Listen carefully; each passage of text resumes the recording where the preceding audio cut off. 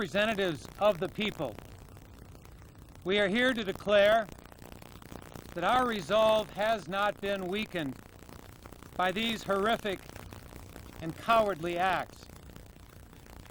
Congress will convene tomorrow.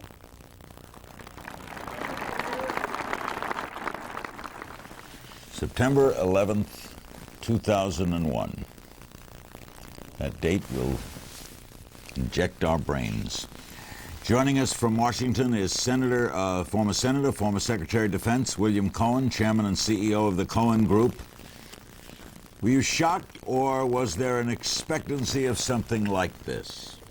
Well, I, like every American, every person watching this the world over, was shocked to see the act of terror actually being perpetrated on the screen and the horror that we all witnessed. Was I surprised? The answer is no. We have known for some time that Osama bin Laden and other organizations have targeted the United States abroad and at home. We formed the so-called Hart-Rudman Commission several years ago, and they filed 3 reports, the last of which was quite prophetic, indicating that we should anticipate acts of terrorism on American soil by terrorists who may in fact use weapons of mass destruction and engage in nearly simultaneous types of multiple attacks. And so it doesn't come as a surprise. It comes as a surprise or shock to see the horror that we have witnessed today. But we have got to take more measures. I agree with much of what has been stated this evening, but we also have to take care that we don't engage in the wholesale slaughter of innocents abroad. We have to go after those groups and those who support those groups in terms of our responses. So we don't go in and bombs away. What do we do? Well, first of all, we have to make sure we have the right information. And we don't want to prejudge the matter, although those footprints of guilt would seem to lead in one very certain direction. I think we go to those who are harboring the suspected groups and serve them notice. I think President Bush did that very forcefully tonight. And that they must produce those individuals, and certainly they will face a number of consequences, and I don't think we have to spell them out. There will be certainly diplomatic, economic, and perhaps even military action, but we should await for the President and his national security team to deliver that particular message. You worked there for a long time. Were you a little surprised that the Pentagon wasn't better protected? Well, the Pentagon, as you note from its proximity to the airport, really cannot be better protected in terms of aircraft flying near the airport and passing over the Pentagon itself. It's been one of my worst nightmares over the years to be out on the parade ground or in my office and know that at any time a plane could, through either accidentally or be directed into the Pentagon itself. There is virtually no way that one can protect the Pentagon against that type of attack unless you banned all flights going into National itself, but even that might not be sufficient. So it's almost impossible to protect against an airplane engaging that type of activity. What do we do about a bin Laden? We've heard the name, we've seen him occasionally. He's obviously been involved in acts of terrorism over the year, but what do you do about someone like this? I think the first thing that we should resist doing, and that is focusing solely on him. To the extent that he is responsible, he will be held accountable and he will receive just punishment.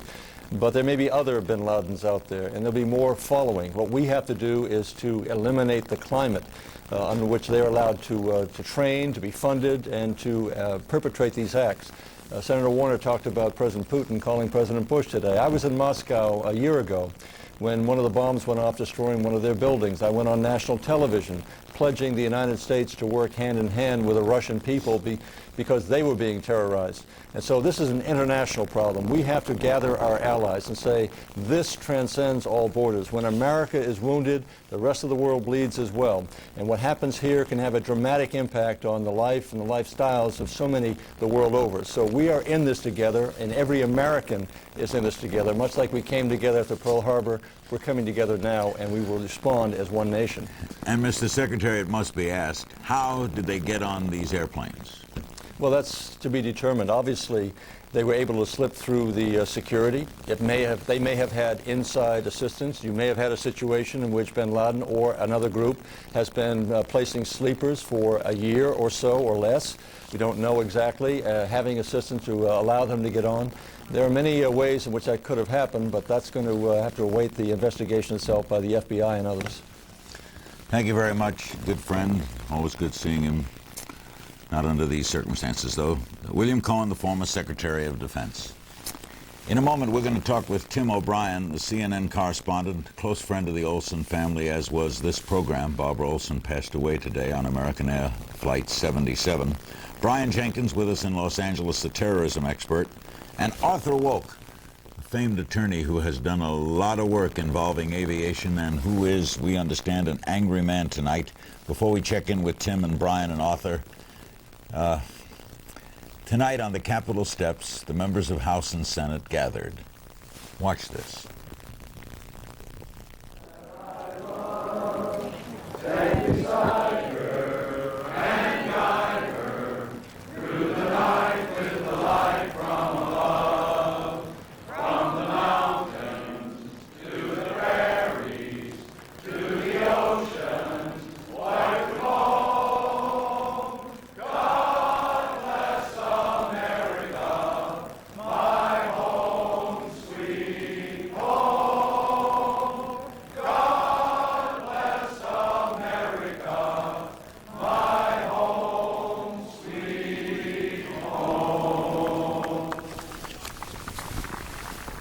Ted Olson is the Solicitor General of the United States. You know him very well from the many, many appearances he made before the United States Supreme Court and the Florida Supreme Court in the question over the election of Bush over Gore. His wife was Barbara Olson, who appeared on this program so many times in the last 4 weeks, almost every night. Barbara Olson was on American Air Flight 77 that left Dulles bound for Los Angeles and crashed into the Pentagon. I spoke to Ted Olson today briefly, and it was just sad, so sad to speak to someone who had just lost his wife. Another gentleman who spoke to him was a much closer friend to the Olson family. He's Tim O'Brien, CNN correspondent. He called Ted on the phone. We understand, Tim, that you were at their wedding. I was in their wedding. I was also out at his house this afternoon along with a number of other friends. It was a very sad afternoon. Now, I know he told us she called him, but he went into detail with you. What happened during that call? This is the only information we have on these terrorists. She was able to call him twice. How she could pull that off, we don't know, but she did. The phone went dead the first time after a very brief conversation, maybe less than a minute, and she called him back. And she said to him, "What do I tell the pilot to do?" Vintage Barbara, ready to take charge. She was in the back of the plane, huddled with other passengers, and we're told flight personnel and presumably the pilot. She said that they were armed with knives and box cutters, cardboard cutters. If they were armed with other weapons, such as machine guns or any kind of gun, you'd think she might have said that first, but she said no, knives and box cutters. I asked Ted, did she tell you how many people were there, how many hijackers were there? And Ted said no, but she referred to them in the plural, so there was more than one. What about nationality? Did you get any sense of that? No. Motives? No. They were all in the back of the plane, right, Tim? The pilots and the passengers were herded to the back of the 757. That's the understanding I get from Ted, correct. So whoever took over that plane was up front, and one of them had to know how to fly it. Presumably that's the case, yeah, but you know that's speculation, and we don't know for sure. It's conceivable there was a co-pilot who still may have been in the cockpit. We don't know, but there were flight personnel and most of the passengers huddled in the back. Incidentally, Barbara was not supposed to be on that flight today. Her original plan was to fly to California yesterday. Today is Ted Olson's birthday, and she wanted to be with him last night, and so that was the cost. And when she was on the phone, Ted had already known about the crashes in New York, right? That is correct, and he did tell her about that, so she had a good idea of what she was up against. She knew about the 2 crashes at the World Trade Center. Tim, you stay with us. Brian Jenkins, you're an expert on terrorism. You've been involved in things like this for a long time, but nothing compared to this. Were you shocked? Shocked but not surprised. Not surprised. Not surprised, no. The possibility of a large-scale terrorist attack on this country is something that we have anticipated for a long time. There have been previous incidents involving multiple coordinated attacks. We have dealt with previous situations where it was either threatened or certainly a concern of the authorities that a hijacked aircraft would be crashed into into the middle of a city. But from what Miss Olson described them as having, how did they get on the plane with that? Well, it depends. I mean, that's difficult to say, and we don't know. I mean, people do board aircraft with all sorts of small things. And get on? And potentially get on. I suspect that's going to change now, but I mean, people board aircraft with small penknives. They board aircraft with various kinds of metal objects. It does, however, raise some questions about how they were able to get on the aircraft and take control of the cockpit. This is not a standard hijacking where somebody seizes a passenger hostage and orders a pilot to fly to another city. And in fact, in 3 of the 4 operations, they succeeded. They did succeed. The one that went down in Pennsylvania was obviously heading for Washington. Is that correct? Something must have happened. That's a safe presumption. Arthur Wolk, you're an expert at aviation accidents. You've been involved in the courts often dealing with this, and we understand you're quite angry at this. Why? Well, because to me, it's disgusting to hear the platitudes of the politicians inside the Beltway saying that the government is in charge. I thought the government was in charge this morning. Where was the government yesterday, 5 months ago, or a year ago when this was unfolding? Where were the national security agencies that are supposed to protect us from this? Where are our allies who are supposed to be part of this anti-terrorist network? Why are there no sky marshals on aircraft anymore? Was that a budgetary consideration of the FAA? Maybe that could have stopped it. So what bothers me, Larry, is that we're talking about burying what may be 25,000 people. There weren't supposed to be any more Pearl Harbors. We put in place a system to prevent this from happening. This was not a minimal terrorist act. This was something that required the cooperation of many, many people. And I don't understand, and I'm sure many of our viewers don't understand, how this could possibly happen. Where was the government? All right, before I have Brian respond, Tim O'Brien, I know you're a reporter, so you're going to be objective about this. Does Mr. Wolk have a point? I think he does have a point. How much of a point depends on perhaps where you sit. Certainly there are some security breaches here. One of your guests pointed out that we haven't had a terrorist hijacking in 10 years, and maybe we have gotten a little lax. But we also have to recognize when people are willing to give up their lives to stage something like this, it's going to be very hard to stop under any circumstances. And Brian, what do you make of what Arthur said? I mean, obviously, there was a failure today. There clearly was a failure, no question about it. We have to determine what happened with regard to intelligence, what happened with regard to security. But at the same time, we have to realize that there is an ongoing war, that there's a constant flow of information, threats, warnings, information passed on by intelligence agents. And many times, by evacuating an embassy, by issuing an alert, by raising the level of security, these attacks are thwarted. Those victories are invisible because you can't count things that don't occur. So we could have averted 14 things last month. We didn't know about it. It is entirely possible. What we do see, and certainly saw dramatically today, are the failures. When the intelligence fails, when the security fails, that's what we were faced with today. Can we get better on security? Yes. Can we provide absolute security? Absolutely not. Arthur, you know, as I quoted earlier, if someone wants to give up their life, that's awful hard to contain, isn't it? Larry, I think I agree with that. I think that we are supposed to have a system in place to prevent this from happening. And you can't stop terrorism at the gate at the airport. You stop terrorists before they enter the country. You stop them by investigating their cells when they're in the country. You avoid this by exercising as much security operations as you possibly can. I'm no expert in security. I'm just a guy who saw it on CNN Live today. And all I can tell you is that there weren't supposed to be any of these in this country, and the people who are supposed to have been in charge were asleep at the switch, in my opinion.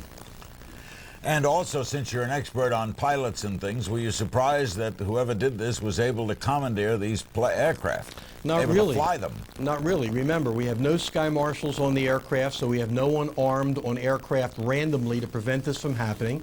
The door that separates the cockpit from the rest of the airplane is really just a symbol of security. It's not real security.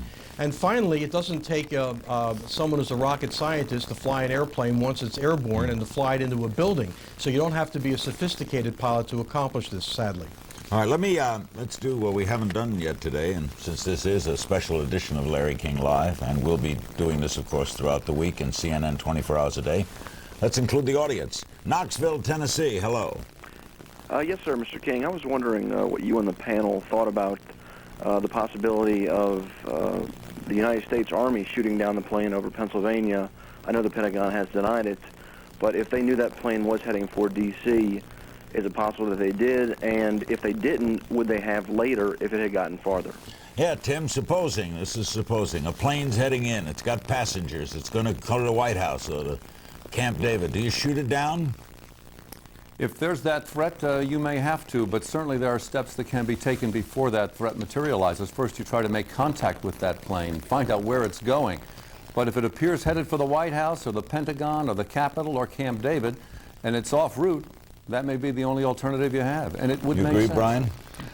In some cases, yes. The reality, however, in terms of major urban areas, airports are located in urban areas. Planes take off. It's not a long flight from Dulles to the Pentagon. It's not a long flight from some of the airports in the northeastern part of the United States to New York. How about the caller, though? You've got a plane, you know it's diverted. It's obviously not going to San Francisco. That certainly is one of those horrible decisions that someday I suppose someone is going to have to make. St. Louis, hello. Hello. My question is, we seem to have become very complacent, and we're being very sophisticated and very rational about how to respond to this. However, on all of the channels, and especially on CNN, which, by the way, I think has done a fabulous job, Osama bin Laden seems to be the prime suspect here. We've heard his name for years, and he continued to operate. And my question is, he supposedly 3 weeks ago gave notice that this was going to happen. Where was everyone? Who dropped the ball? I know there's only so much you can do, and you said they might have averted 14 other incidents last month, but no one averted this incident. Tim, was that a fact? Did we know that bin Laden had made some sort of threat 3 weeks ago? There was knowledge that he made some kinds of threats, but they were general, and there was nothing new about that. He's making threats all the time. I think this may underscore the point made by Senator Feinstein earlier in the show, that it's not just an attack or a war that we must declare on individual terrorists, but rather on terrorism itself. Wherever it exists, the United States and other countries should be working to eradicate it, root and branch, or sooner or later it may strike home, as it did today. I agree that Osama bin Laden certainly does make threats all the time. We can shut down the country. I mean, the number of threats coming in from Osama bin Laden, not just Osama bin Laden, but other organizations against the United States, is a continuing flow of information. There probably has not been a day in the last 10 years when there were not terrorist threats made against the United States somewhere in the world. And Larry, And that's just the point, you see. That's just the point. Terrorism didn't start yesterday. It didn't start last year. In fact, we both remember for the last 30 years or 40 years we've been talking about the seriousness of terrorism. It's really about time that we get our act together so that we don't wring our hands after the terrorist act has already occurred and people have lost their lives. We're supposed to be able to prevent this stuff. You know, they call it the 21st century threat. Well, it may be the 21st century threat, but we have the 21st century capability to deal with this threat. And obviously we're not dealing with it. Are you saying, Arthur, every flight in America should have secret people on board watching the flight, that it should be treated as El Al treats every flight? If that's what it takes, then that's what we have to do. Indianapolis, hello. Good evening, Larry. Hi. Like many Americans, I watched in horror from work today, all day long. My question, actually the question I was asked by my 13-year-old when she got home from school, is this going to change our entire way of living? Not in the sense of being afraid, but What about fuel prices? Today I went to work. Gas was $1.62. I come out of work, it's $3 and $4 a gallon. Really? What about our economy? Tim, what do you think the most stark changes will be? I'm less worried about fuel prices than civil liberties, which may be sacrificed in the aftermath of this. And that may have to be the case. A great Supreme Court justice once said the Bill of Rights is not a suicide pact. We'll have to take steps to protect ourselves, and some of those steps we may find repugnant today, but they may become necessary. I think that should be of concern to everybody. Brian? Well, the fact is that we've found in other places where terrorist campaigns have been waged, life does go on. Nonetheless, But it changes, doesn't it? It does change in a way where we will see probably... Or do we get complacent? If nothing happens for years and years, then inevitably we will get complacent again. However, this episode, the magnitude of this, is going to leave a deep scar on the psyche of the American people. Now, that can turn into the kind of resolve, the kind of determination that the previous guests have been talking about. But it also can make us, in some cases, a more callous, harder-edged people. We are where the United States probably was on now December 8th or 9th, 1941. This generation, which felt so safe, has never experienced anything like this. This is greater probably in casualties, I suspect, than the London Blitz. And Arthur Walk, do you now want massive lines at airports? Do you want intensive security? Do you want people to get to the airport 3 hours before a flight? No, on the contrary. I think that the system we have in place needs to be made better. I think we need sky marshals on aircraft, but I think the people who are responsible for our security, both domestically and internationally, have to get down to work. That's really the problem. Tim O'Brien, we began this segment, and by the way, CNN, of course, will be on top of this 24 hours a day, and we'll have more special guests tomorrow night as well here on Larry King Live. But Tim, I want to leave on Barbara. I understand Rudy Giuliani is in New York. Rudy? Yes. Essential, then obviously do it. The upper part of Manhattan will be open. But if tomorrow is a day in which you want to stay home and stay with your family and give comfort and support maybe to other people that have been affected by this, it would be a good day to do that. Yep. The point that Richie Shearer makes is people are wonderful, and I mean this in the best sense of the word. We've had thousands and thousands of people that have come to help us. When I was down at the site near the World Trade Center, I met a lot of the National Guard's people that the governor has sent, really wonderful young men and women. We have enough volunteers now. We have more volunteers, frankly, than we need at this point. And what we need to do is to focus the efforts of the professionals that are there in being able to do the recovery and try to save as many lives as we can and restore services as quickly as possible. We may be asking for more volunteers tomorrow and the next day and the day after, but right now we don't need any more volunteers. Mr. Mayor, is there still hope that there are people who are still alive and well? Yes, there's hope. There's hope that there are people that are still alive. How is the rescue effort hampered by the darkness? What do you do? We moved a lot of lights in so that the area is being lit now, so that I don't think the rescue effort is going to be hampered by the darkness. The rescue effort is hampered by the fact that there's still fire there. There are still unsound structures, and it's still dangerous, although the rescue effort is now taking place. But if you're asking me, is it hampered? It's hampered because of the conditions, not because of the nighttime. Is there concern about a long procession of heavy bulldozers and other heavy construction equipment making its way down to lower Manhattan? What is that going to be used for? That's going to be used to move debris out of the way so that the emergency vehicles can get in and out quickly, so that we can get the ambulances in a more expeditious fashion than we've been able to do. And I want to thank the Deputy Mayor Rudy Washington, who has spent most of the day coordinating, getting all of that emergency equipment in the right place, ready to move. If you go along Houston Street, you'll see hundreds and hundreds of pieces of equipment that are lined up to move in and to take debris out. And now they've started doing that. And I think that's probably what you observed. You probably observed them starting the... Are you concerned about the city tonight in light of what all of the things that have happened during the daylight hours today? Am I concerned from the point of view of the actions and activities of the people of the city? The police department is out in large numbers. You want to explain the force that you have out there? And no, I'm not concerned. But we're pretty much out in full force this evening.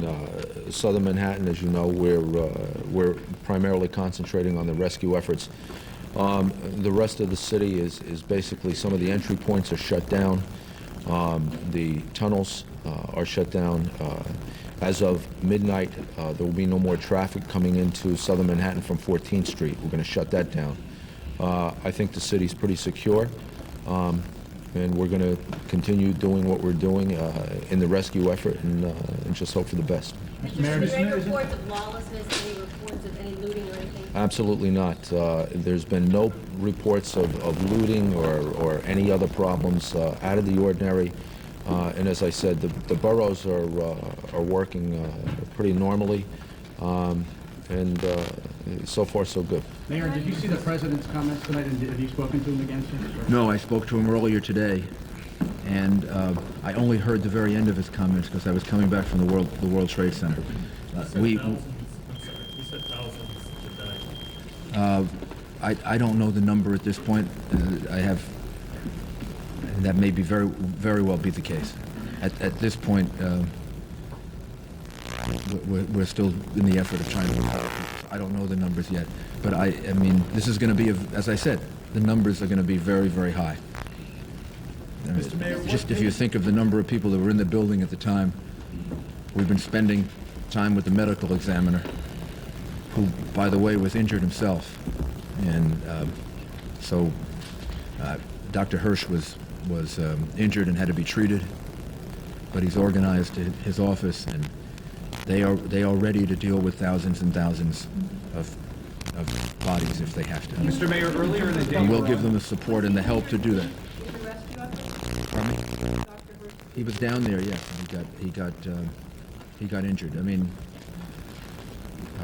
he's okay, but he's obviously he was hurt, and he was beaten up pretty badly. His body hurts, and he's, well, no, I mean his body was, he got hit with debris.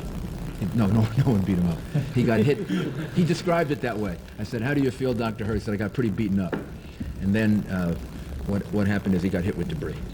Mr. Mayor, earlier in the day, you weren't sure exactly what the radius of damage was like, what blocks were involved, how much debris had fallen on surrounding areas. If you go down there now, the last time I saw it was when I was leaving this morning. It's horrendous. I mean, it's filled with debris. It's filled with dust. It's going to be a heck of a cleanup effort. How far down? Battery Park City, was that affected? Well, the power is out in the lower part of Manhattan on the west side. So there is no power at this point. So that's why we had to bring in the lights to light up the area so that they can do the rescue effort. And the people that live at Battery Park City have been evacuated. They were taken to New Jersey. So I don't know when that'll be back. That's going to take a while for that to come. What about other South Street, Seaport? So on the east side of downtown Manhattan has power, and exactly where the demarcation line is, I'm not sure. But over by One Police Plaza, going east, there's power, and I believe there's power at City Hall now.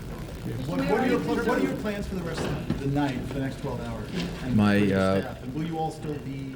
We just had a long meeting with all of the agencies to make sure they have the support that they need.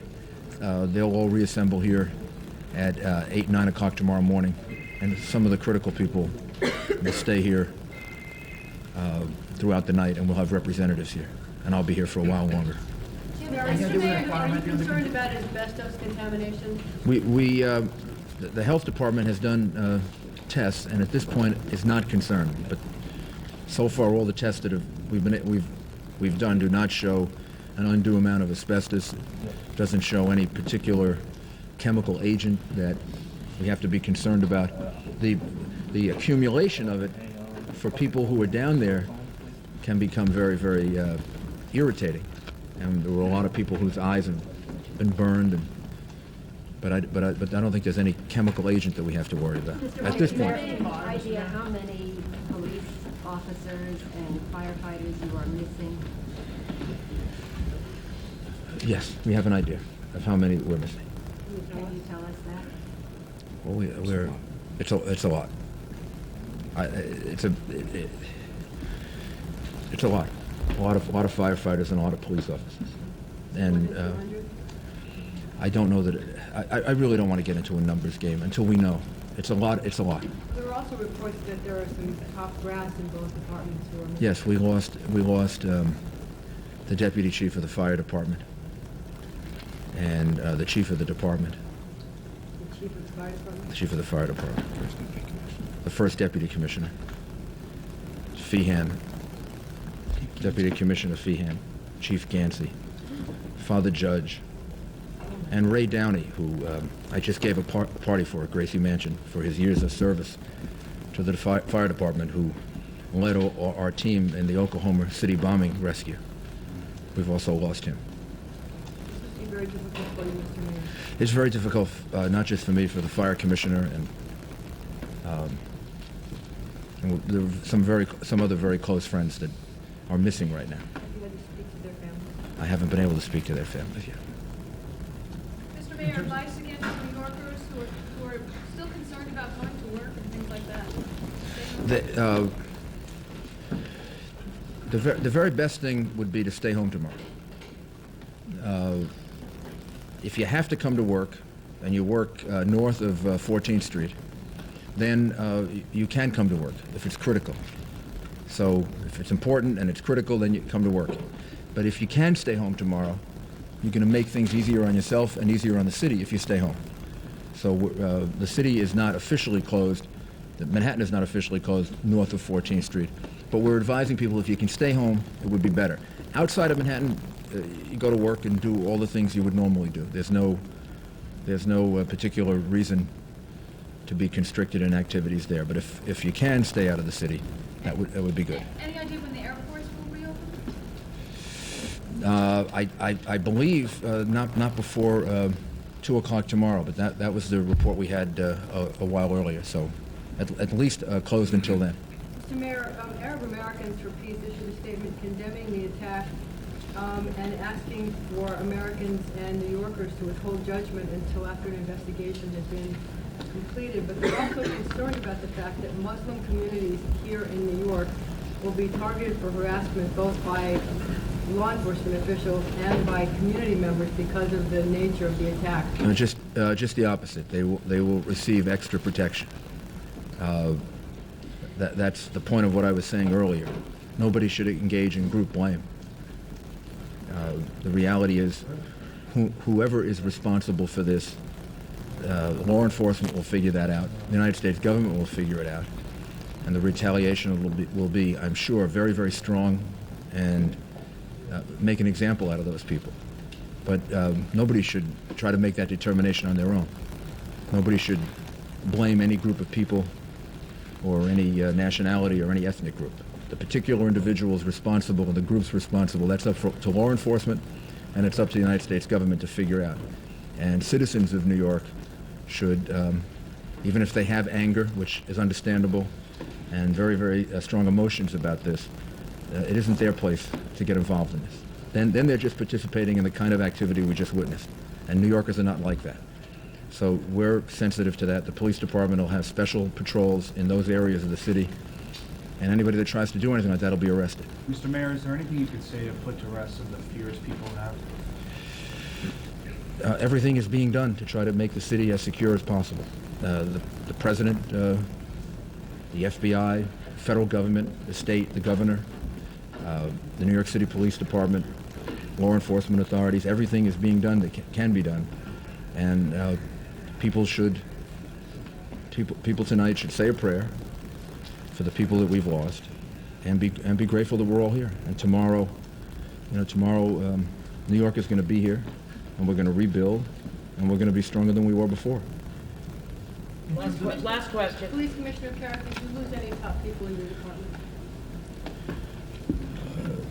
No, not to my knowledge, not at this point. We have suffered losses. There was a contingent of cops that was with the mayor and I, and Chief Ganji and First Deputy Meehan. The mayor and I left them. We were gone about 10 minutes when that portion of the building fell, and I had a number of people there. We haven't found them yet, so I don't know the numbers. I don't know yet. We're still hopeful that we're gonna find people, and we have not given up hope that we're gonna be able to find some people. We do know there are people in the building that are alive. We know that for a fact. I can't get into it right now, but we do know there are people in the building that are alive, and we're making every effort to get to them. Are those members of those police officers, Commissioner? Excuse me? Are those police officers? There are some police officers, yes. How many? Which building are they in? Two that we know of. How many? Two? Two. Do you know which building they're in? Which building? I can't say right now. Have police officers been pulled from the rubble already, alive? Yes, there are a number of people that were taken to the hospitals. Can people be heard from Yes. inside the rubble? Is that how you know? Can people be heard? I can't get into it right now. We Thank have you. Thank you. we have a group of shelters that are available in Manhattan. Bayard Rustin High School, Seward Park High School, Washington Irving High School, the High School of Fashion Industry, Chelsea High School, Norman Thomas, the City School, JS 22, IS 131, Comprehensive Day and Night. They're all open for people that may need shelter tonight. And we'll put out this list, as well as Curtis High School in Staten Island and Westinghouse High School in Brooklyn. So we'll put out this list, and these shelters are all available to people who may be displaced. Thank you.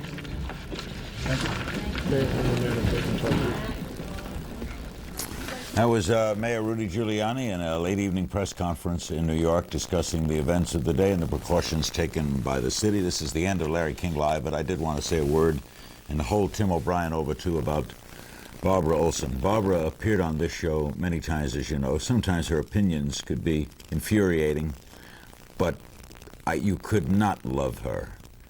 You could not love her. She was just... Barbara was a doll. Would you agree, Tim? Is Tim O'Brien there? Wouldn't you agree that she was a special lady? Oh, I'm sorry, Tim is not there. I thought he had stayed over. Anyway, she was a special lady. We will all miss her. I can't imagine doing one of our panel debates and not having Barbara Olson. And to her wonderful husband, Ted, the condolences of all of us here at CNN. We'll be back tomorrow night. Stay tuned for a CNN special report, America Under Attack.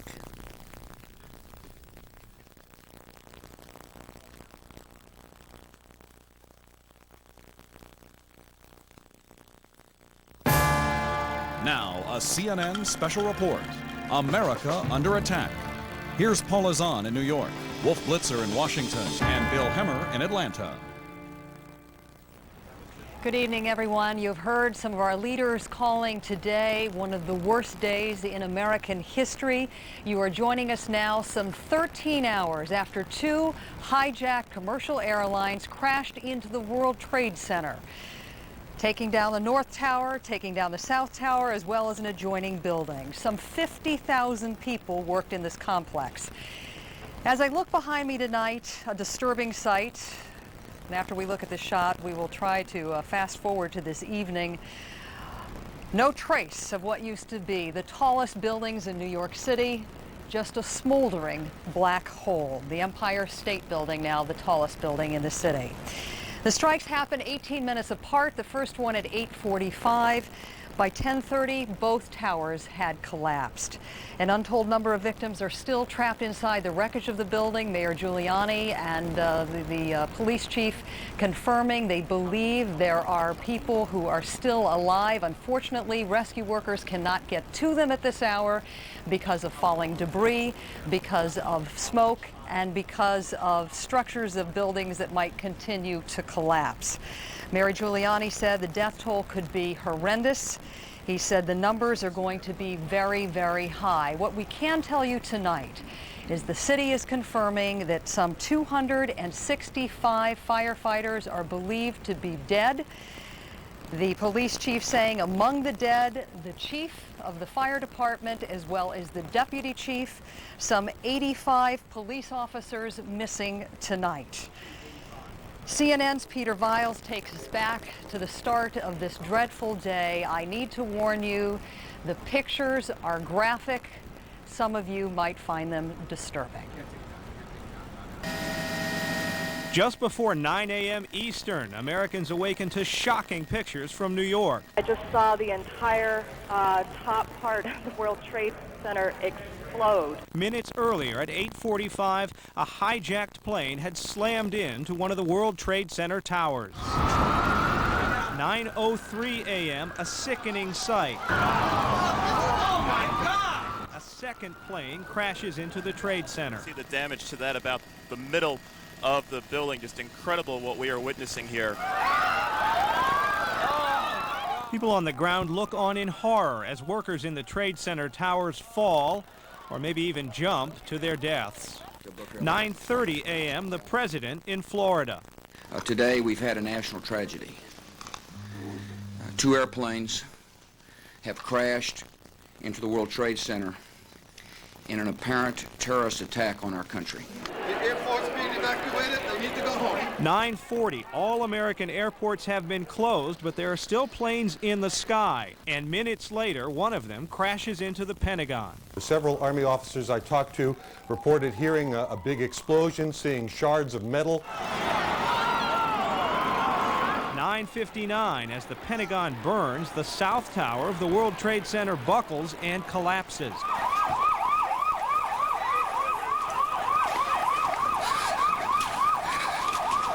10:29, the second Trade Center tower collapses. An American landmark is in ruins.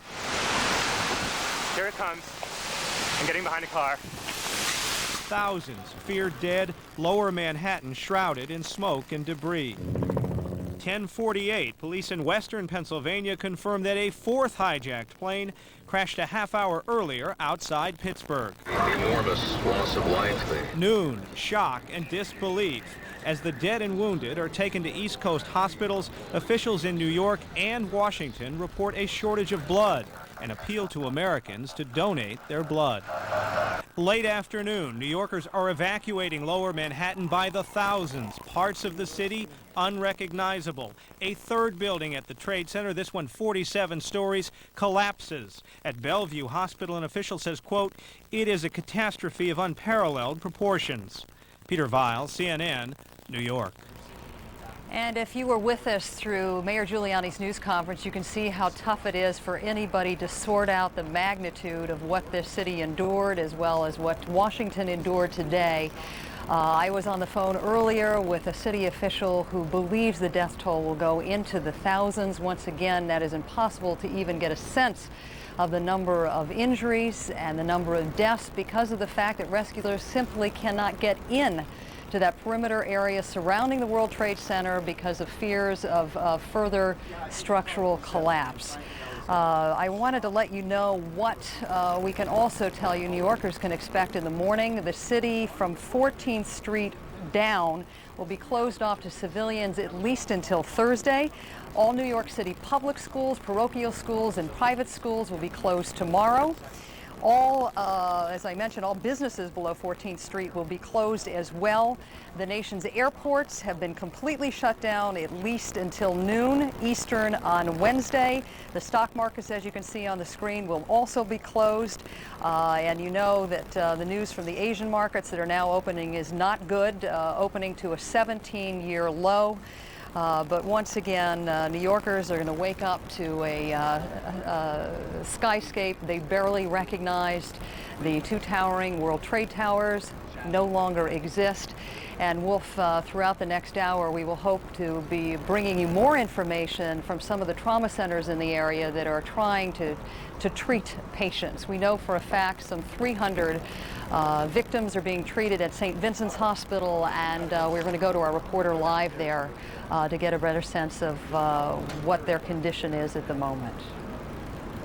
Paula, President Bush was very succinct in his remarks tonight, insisting, quote, "Today our nation saw evil," confirming the worst fears when he said this: thousands of lives were suddenly ended by evil, despicable acts of terror. He began this day on a routine assignment in Florida, promoting his education agenda when he got the word of the plane crash, the plane attack on the World Trade Center towers in Manhattan. He was immediately flown shortly thereafter to Barksdale Air Force Base in Louisiana for security considerations. His security personnel not believing it was safe yet to return to Washington. From Barksdale, he was flown to Offutt Air Force Base in Nebraska, home of the Strategic Command, where he remained for several hours, participated in a telephone conference call with his national security advisors. Eventually, it was determined that it was safe for him to return to Andrews Air Force Base outside of Washington. He came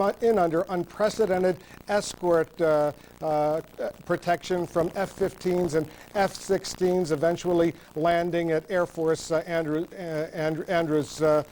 Air Force Base outside of Washington. We're taking a look at some of those escorts that accompanied Air Force One on the way to back to Washington. And once he landed at Andrews, he was flown by Marine One, the Marine helicopter, to the south lawn of the White House. Once again, almost unprecedented decoy helicopters, Marine helicopters, joining him in order to get to the White House. The President spoke for just under 5 minutes, and he spoke from the heart. Good evening. Today, our fellow citizens, our way of life, our very freedom came under attack in a series of deliberate and deadly terrorist acts. The victims were in airplanes or in their offices: secretaries, businessmen and women, military and federal workers, moms and dads, friends and neighbors. Thousands of lives were suddenly ended by evil, despicable acts of terror. The pictures of airplanes flying into buildings, fires burning, huge structures collapsing, have filled us with disbelief, terrible sadness, and a quiet, unyielding anger. These acts of mass murder were intended to frighten our nation into chaos and retreat.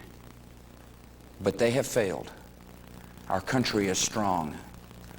A great people has been moved to defend a great nation.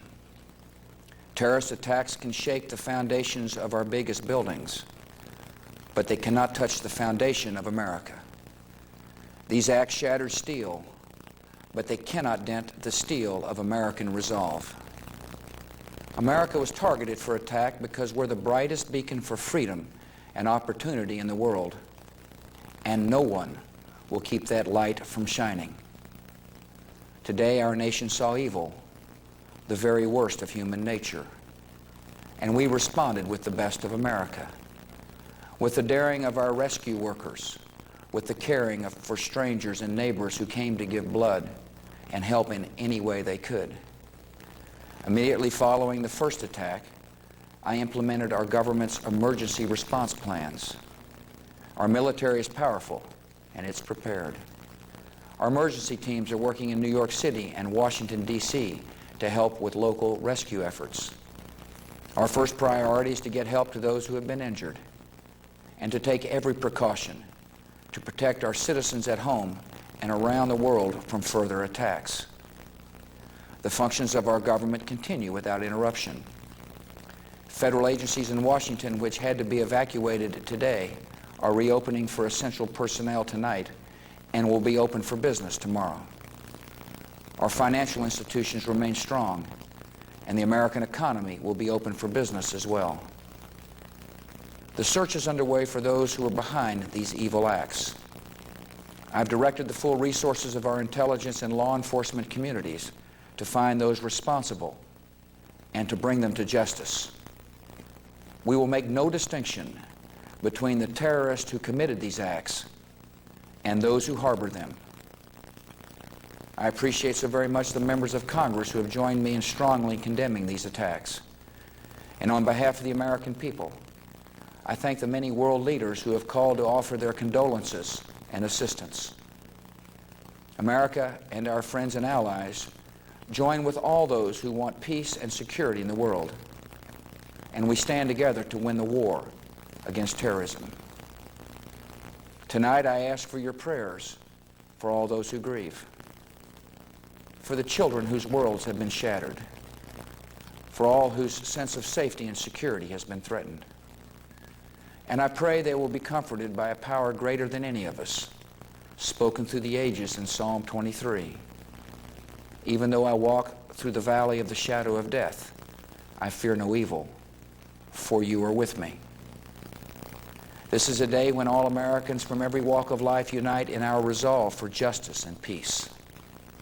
America has stood down enemies before, and we will do so this time.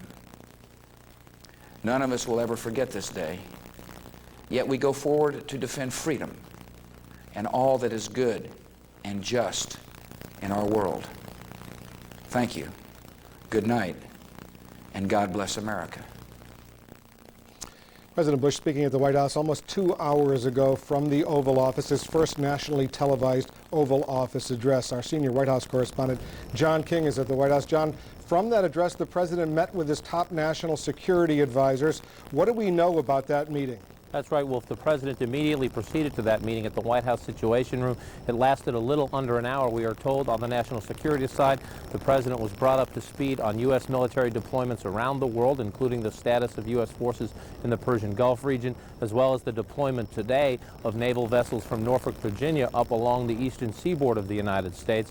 Also, that meeting was expanded beyond the normal national security meeting in a way to take into account the devastating effect of this tragedy. The Transportation Secretary, the Health and Human Services Secretary, and the Director of the Federal Emergency Management Agency brought into that meeting as well to discuss with the President and his national security team the steps the federal government is taking to try to deal with the devastation of this. Now, we are told from sources earlier today that senior administration officials told key members of Congress that they are, quote, certain, based on the evidence they have gathered so far, confident based on the evidence gathered so far that people and organizations associated with Osama bin Laden are responsible for this. But coming out of the national security meeting tonight, I was told by a senior administration official they do not want to jump to conclusions here. The administration will say nothing publicly about that. This official saying, quote, we're going to take a little time to sort this out.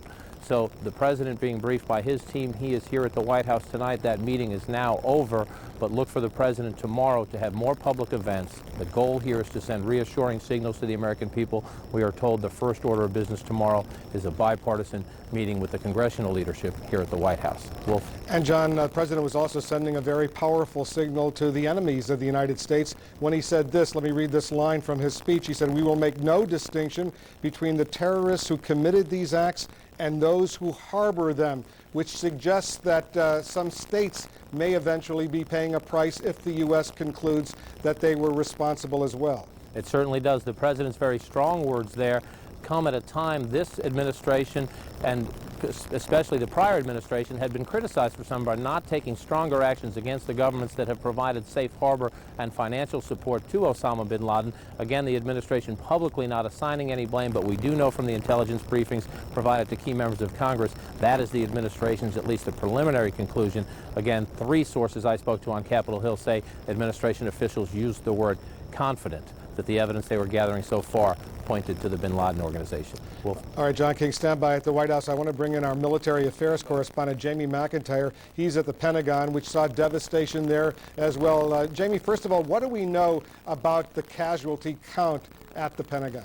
Well, Wolf, just a short time ago, we got the first estimate of how high the death toll may be here at the Pentagon. It could be as many as 800 people killed, according to Arlington County fire officials, who say they've been told by Pentagon officials that the range of missing persons here is somewhere between 100 and 800. So that's the range that the death toll could take here at the Pentagon. Arlington County fire officials also say that the work tonight, as the fires continue to burn here at the Pentagon, is to remove some of the debris, take some of the front of the facade off so that firefighters can go in the morning in full force and try to put out what remains of the fires that, as I said, are still burning here more than 13 hours after the crash took place. Now, in addition, Pentagon officials insist that they're going to have the building open in the morning, at least large portions of the building on the other side that were not affected by this incident, as a symbol that the fact that the U.S. military headquarters has not been shut down by this terrorist action. Wolf? And Jamie, just to remind our viewers, about 20,000 people on a daily basis go to work at the Pentagon, which is, of course, just outside of Washington. It was the Army section of the Pentagon that took the brunt of this attack, wasn't it?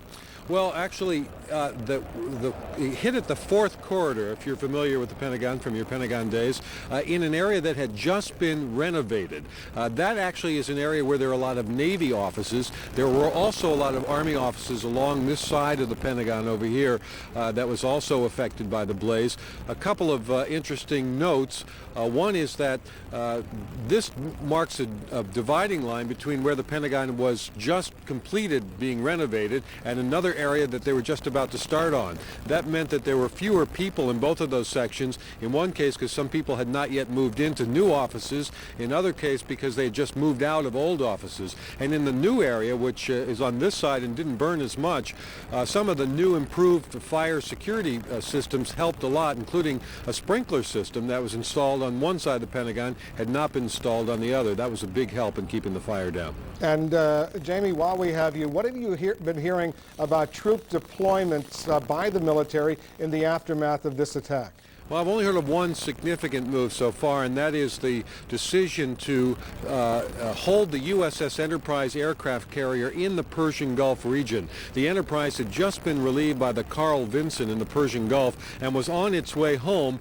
Pentagon sources tell me that orders have been sent to the ship to hold up, to stay in the area of the Arabian Sea and await further orders, a signal that the United States may have something in mind in terms of some sort of a military reaction. Wolf? Jamie McIntyre at the Pentagon. All right, please stand by. I want to go down to Bill Hemmer in Atlanta. He has more on this devastating day. Bill? Yeah, Wolf, thank you. On a normal day, and underscore the word normal because we are far from that at this point. On a normal day, any airline that will go down the U.S. would be given what we would consider wall-to-wall coverage. But today in western Pennsylvania, just another element, another aspect of this still unfolding tragic story. To David Mattingly near Shanksville, Pennsylvania, where United Airlines Flight 93 went down this morning about 10:20 a.m. David, good evening again to you. Good evening, Bill. We are officially in the tiny town of Stony Creek Township, Pennsylvania. That's just outside Shanksville, southeast of Pittsburgh. The FBI here at the crash scene will confirm only one thing, that there were 38 passengers and 7 crewmen aboard the United 757 when it crashed here in a field of an old strip mining area. Officials at this location have been reluctant to call it an act of terrorism until evidence is uncovered that actually indicates this. In the meantime, there are hundreds of state troopers and emergency personnel securing the crash site, calling it a crime scene in preparation of a federal investigation. Now, witnesses in the area said the plane hit the ground at a 45-degree angle, causing a tremendous explosion, rattling windows miles away from here. All that's left of the 757 appears to be small pieces of debris, raising concerns that the investigation here on the ground could be a long and difficult one. Of course, the search is on for the all-important black box, the flight recorder. There is also a great deal of interest in what could be another key piece of evidence if it proves to be authentic. A 911 call originating from the plane and taken by a 911 operator in a Pennsylvania county just west of here. That tape is now in the hands of the FBI. If it proves to be authentic, it could be the lone surviving voice of an eyewitness on board that ill-fated aircraft. And with it, maybe some answers about what happened on board the airplane, and maybe some answers as to why this plane crashed here in this field instead of into another terrorist target. Now, Pennsylvania Governor Tom Ridge surveyed the area earlier today, calling on Pennsylvanians to offer prayer and cooperation. As night fell, we began to see trucks coming by with trailers loaded with equipment that looked like communications equipment and lighting equipment, obviously preparing for a lengthy investigation here. Bill? All right, David, thank you. David Mattingly in Somerset County, Pennsylvania, southeast of Pittsburgh, Pennsylvania. Throughout the evening here, the human face has been put on this tragedy in more ways than one. We're starting to get an idea of some of the people who were on board the various flights that took off today. A partial list of some of the better recognized names on board. David Angel and his wife Lynn from Pasadena, California. The executive producer of NBC's Frasier, Wings, and Cheers was on board one of those planes. Daniel Lewin, 31 years old, co-founder of Akamai Technologies. Garnett Bailey, his friends called him Ace, director of scouting for the LA Kings, the National Hockey League. Also Mark Bavis, also a scout with the LA Kings, and throughout the night you've heard the name Barbara Olson being mentioned several times, a frequent contributor to Larry King Live and CNN through her legal commentary. Outside of that, we're also starting to pick up different stories across the country, repercussions from this story, indication that some gas lines in different parts of the country are snaking more than an hour or more in length. Also an indication that some people are afraid of a supply disruption. Nothing confirmed on a disruption of supply, but as a result, some gas stations in Dallas, Texas, $5 a gallon. Indianapolis, $5 a gallon. Parts of Ohio, also $5 a gallon for gasoline at this point. Here in the state of Georgia, getting reports at various grocery stores and supermarkets that people flock to the groceries today, stocking up on water and canned goods. We don't say this out of fear or try to incite some sort of fear or worry or concern.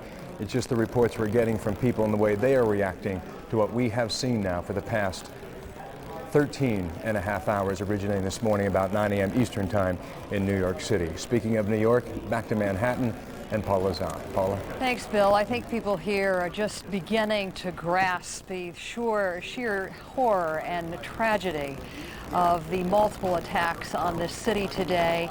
Once again, the first hijacked jet is slamming into the World Trade Center about 8:45. The second attack about 18 minutes later. And one of the more chilling developments tonight, both the mayor of New York City and the police chief confirming they have reason to believe the people are still alive and trapped inside the wreckage of the two collapsed towers, as well as an adjoining building, Building 7, that made up a part of that World Trade complex. The Firefighters Union confirming tonight that 265 firefighters presumed dead. The police chief confirming tonight the city of New York lost its fire chief as well as its deputy fire chief. Some 85 New York police officers missing. Some presume them to be dead. We know that in area hospitals, according to the mayor, some 600 patients or victims are now being treated. Part of the challenge in getting to what the mayor believes to be potential victims who may still be alive is the fact that there is a tremendous amount of smoke still billowing from the collapsed towers. There is still so much structural damage. They're fearful that rescuers could go in there and get injured again, as well as the fumes. It is not clear when any rescuers will be allowed to penetrate this perimeter area. The mayor confirming tonight that the fatalities will be horrendous. The numbers, he told us, will be, quote, very, very high. Right now, we are going to listen to Maria Hinojosa's report, who will give you a perspective on exactly what happened after these initial attacks and how New Yorkers reacted to them. At Ground Zero, running in the streets is the only form of escape.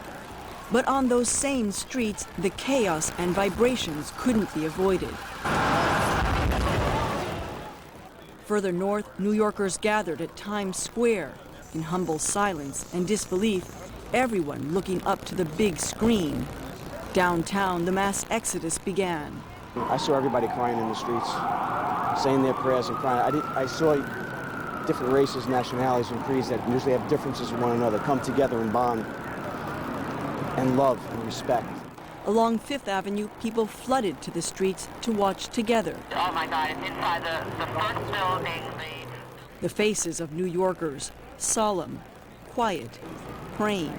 A father trying to give security to the innocent ones. The tiniest of faces, protected. Streets filled with anger and shock. I have never witnessed nothing like this in my entire life. Human beings, parents, daughters and sons jumping out of the window at least from 80-something floors. None of you want to witness that. I'm traumatized for life. The street where now everyone shares the pain out in the open without shame. the street where office chairs have become eerie stretchers outside a hospital. We've had multiple types of injuries, from severe burns to blunt injuries and multiple fractures. The street where a depleted mayor summons some strength. New York City is a lot stronger than this, and we're going to overcome it, and the people of New York City are going to give an example of how you stand up to terrorism. You just don't be afraid. But Times Square is empty, the streets are silent, and a city mourns. Maria Hinojosa, CNN, New York. And I think it is fair to say millions of people were in a state of shock today based on the conversations I've had with people who witnessed this attack. That state of shock is turning to outrage. Joining me right now is Scott Hess and Jennifer Ruth, both of whom were working in the area at the time. I should make it clear before we go any further, some 50,000 people worked in the World Trade Center area. You were not far from there. Both of you were evacuated from your workplaces. What did you see, Jennifer? I work at the Three World Financial Center on the 35th floor, and my cubicle faces the World Trade Center. And we saw the hind end of something entering the building and the hole, the gaping hole through the building, and then the debris starting to fall. So we then evacuated and crossed the street and saw the second plane before it actually hit the building. And at that point, everyone panicked and screamed and started running north on West Side Highway. Now, at that point, police obviously had not blocked off streets, so you were able to run as fast as you could. Right. What do you remember about what you saw earlier today? After we evacuated the building, the first tower was on fire, and we saw bodies either leaping or falling from the upper floors, and it was just a chilling scene. And a few minutes later, almost in a very surreal action, the second plane, and it actually, I could almost see that it was a United plane, I thought, just that smashed. Actually has been confirmed right, this it evening. smashed right into the building, and people were just screaming and crying, and it was just, the fire just, started to explode. Some of the police officials have said tonight that they were surprised about how orderly the evacuations were, not only from your two buildings. You'd expect those to be more orderly than those of the World Trade Center bombings, but that isn't exactly what you experienced on the street. There was a little more panic on the street. For the most part, things were fairly organized once we got up to the West Side Highway, but there was just people grieving and crying, and some of the schools were being evacuated. There's a bit of panic there, but overall, I think people just needed to get north and just get out of the area. You saw, as you said, the first attack. You also saw the second plane slam into the South Tower. You heard the mayor tonight say that they have reason to believe that people are still alive in that wreckage. Are either one of you that optimistic based on what you saw? You were very close. It was very close, but I couldn't see. I left before I was able to escape the scene before the buildings actually fell. And so I don't know what it looked like after that point. People were still evacuating and had the opportunity to get out as I was getting out. So most companies are advising people not to go to work tomorrow. All the public schools, private schools, parochial schools will be closed. As you wake up tomorrow morning, I'm sure you have no sense of what that day will be like that awaits you. But give us a preview of what you think it might be like. Yeah, just walking down to getting off the subway and looking at the World Trade Center for basically the last 18 or 19 years, every day, it's just not there anymore. And walking up the West Side Highway, just turning around on a continuous basis, they were just not there anymore, and just seeing this bellowing smoke. It is so eerie out there right now, and one of the things that I was impressed by today is there was a plea made for people to donate blood. And I went late this morning to donate blood, and the lines were wrapped around the block. And I told at some hospitals there were 4- and 5-hour waits to donate blood. This does not surprise you, does it? No, not at all. I mean, everyone has been so affected by this just immediately on the streets. As soon as I got home after the incident, everyone was glum and quiet on the streets. People stayed outside to see if they could get a view, but it was just complete quiet. Well, Jennifer and Steve, we appreciate your dropping by. We know that not only has this been a very traumatic day for you, but as Senator Warner said earlier today, one of the worst days in American history. You're very lucky to be alive. Thank you. Thank you. Right now, we're going to check in with Rose Arce, who is one of our producers who has basically been at Ground Zero most of the day. We find her right now at St. Vincent's Hospital, where several hundred people are being treated right now. Rose, give us an update if you would. Yes, Paula, I'm actually right here on 8th Avenue, and right over my left shoulder, you would see the Twin Towers on any other night, clearly, but tonight there's nothing. It's completely dark. I spent most of the day about 2 blocks from there on the top floor of a building that's just north of the World Trade Center. From there we could see people rushing to the windows as fire was billowing out of the top of the building where the first airplane hit. People were rushing to the windows. They were taking clothes. One thing looked like a blanket that they were waving. And then suddenly there was an explosion, and you saw folks start to jump out the front window of the building and plunge. I saw at least 6 people do this. Folks were pushing each other. Some people were screaming for help and then just falling out. There was chaos on the ground. You could see emergency workers rushing to the scene of the building. Right now it's pretty quiet behind me, but this is an emergency route right over here, 8th Avenue. It's a straight shot from the World Trade Center uptown, and we've been watching emergency vehicles rushing right by us into the hospital that's right up the street. Rose, I want to make a clarification now. The police chief earlier reported that they believe there were people alive, and most people interpreted that as alive in the wreckage of the World Trade Center. The police commissioner is issuing a clarification that says they believe there are people alive in nearby buildings downtown, not the Trade Center. Once again, neither officials at the Pentagon or officials here in the city can confirm the magnitude of the tragedy witnessed here in New York City and in Washington today. But once again, the mayor says the statistics will be horrendous and the number of deaths will be very, very high. It's time to go back to Washington now, and Wolf. Thank you, Paula. We're getting some new information now from our Susan Candiotti in Miami. She's reporting that the FBI has begun the process, or will soon begin the process, of executing search warrants in more than one location in South Florida, including what she says are the homes and post office boxes of several individuals. This is in response, Susan Candiotti is reporting, to information gleaned from the investigation into today's terrorist attacks in New York and here in Washington. One source tells Susan this: we're looking at South Florida ties to some of the people we're looking at. That's because, she says, authorities are basing their investigation on the passenger manifests of these hijacked airliners, 4 of them today, and they're taking information from other sources as well. We'll be following this. One additional note, she says a search will also be done in Daytona, Florida. Susan Candiotti will be joining us shortly. I do want to report once again what she's saying, that the FBI has begun the process of search warrants in South Florida as well as Daytona. Susan is now on the phone with us. Susan, tell us, give us a perspective. What exactly do you know is going on? It's my understanding, according to a law enforcement source, Wolf, that the FBI is in the process of executing search warrants. That is to say, in the process of putting the paperwork together. The execution of them may not begin until the morning or early morning hours. What they are going to be executing these search warrants are homes, as well as some may only be post office boxes, I am told. They are basing the information on the request for a search warrant on information coming from passenger manifests of the aircraft involved, among other information they have by talking to various other sources. I am told, quote, we are looking at South Florida ties to some of the people that we're looking at. When I asked if they are looking at names on the manifest that may only turn out to be passengers, I was told, no, we are basing our search warrants on more information than that. They are looking at more than one location, I am told, in South Florida, as well as other locations in Central and or North Florida, including Daytona Beach. Wolf?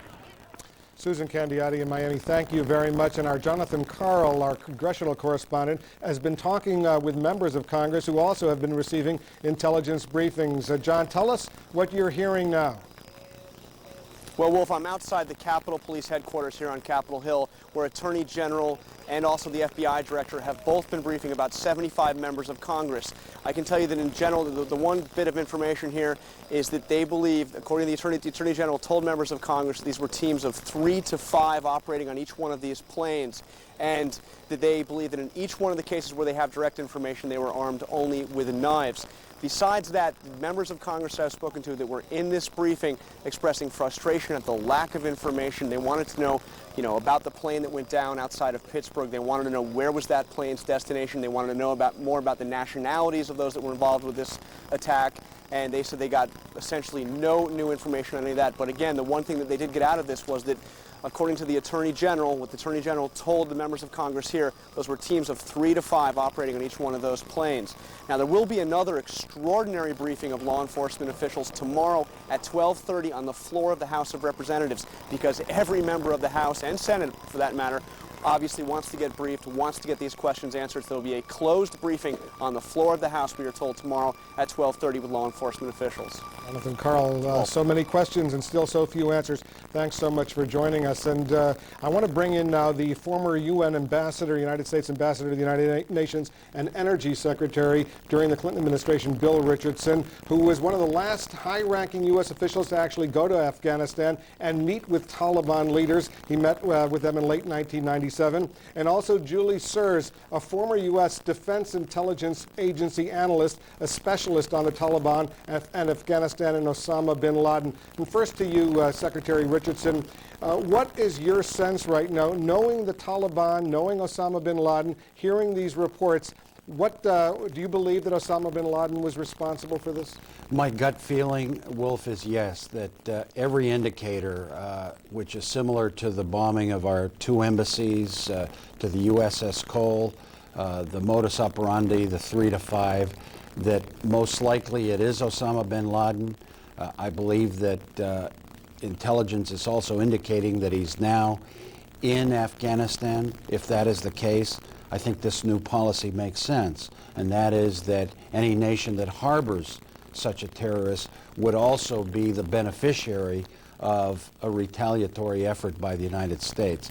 My view, again, is that the Taliban have been playing this game, that we contain him. When I met with them, they said he's not perpetrating any terrorist acts, he's under our control. That is not the case. He operates in a wide network throughout Afghanistan, other countries. I think it is critically important that if he is in Afghanistan, that he be turned over, that he be brought to a swift retaliatory effort. Julie Serz, you're a former DIA, Defense Intelligence Agency analyst specializing in Afghanistan and the Taliban and Osama bin Laden. What's your take? I agree with Ambassador Richardson and the other experts that I know you've had on throughout the day that, yes, all the indicators do seem to point to Osama bin Laden being responsible for this attack. And yes, I also agree with Ambassador Richardson that the Taliban, and as the President said, share at least equal responsibility in this act if that does turn out to be the case that bin Laden is behind it. Taliban officials have claimed after the 1998 embassy bombings, after the Cole attack, that bin Laden could somehow be controlled by them, and I think this shows, if anything, that they're working with him, that they're cooperating with him, that's perhaps even the best way to understand bin Laden's organization, that it includes not just bin Laden and this extremist network worldwide, but is very much helped by the safe haven the Taliban provide, and even by the assistance of some neighboring countries, including particularly Pakistan. I think it needs to be said now. It's something many of us American officials have believed, and private experts on the subject as well. Well, let me ask Ambassador Richardson, do you believe Pakistan should share some of the responsibility if, in fact, Osama bin Laden is proven to have been responsible for these attacks? Yes, there's no question that the Pakistanis have a lot of influence on the Taliban. When I visited the Taliban, it was arranged by the Pakistanis, who have a lot of leverage over them, territorial, financial. I think it's important that the international community rally behind the United States. NATO, nations like Pakistan, others that have influence with the Taliban in Central Asia. This should be an international responsibility. This is an attack on the international community, not just the United States. The United Nations needs to be involved. We need to have a multinational effort, but the United States should lead that. If they are the perpetrators, they should be the recipients. The Osama bin Laden organization, the whole network of a very strong retaliatory strike. All right, Ambassador Bill Richardson, Julie Sears, I want to thank both of you for joining us. We have to leave it right there. And Paula, before we go to you, just to recap the headline from our Jonathan Karl, reporting on a briefing that the Attorney General John Ashcroft gave members of Congress that the U.S. government now believes teams of 3 to 5 individuals carrying knives commandeered those 4 airliners earlier today, destroying them and themselves in the process. Paula?